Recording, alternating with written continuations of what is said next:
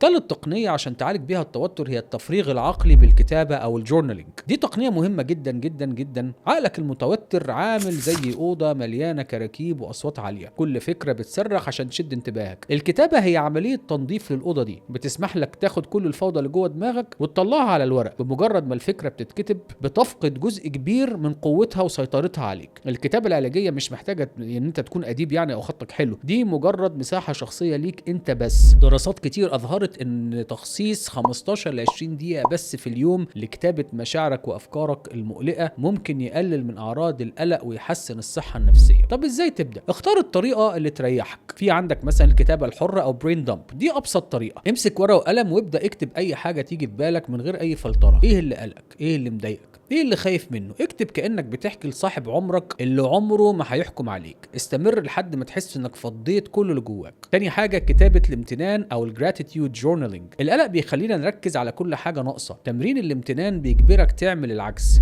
كل يوم قبل ما تنام اكتب 3 حاجات بسيطة انت ممتن ليها. ممكن تكون كوباية شاي مظبوطة، مكالمة من صديق، او حاجة حلوة مرت عليك في اليوم. التمرين ده هيعيد برمجة عقلك انه يلاحظ الايجابيات، اكنك يعني بتبص على النص المليان من الكوباية.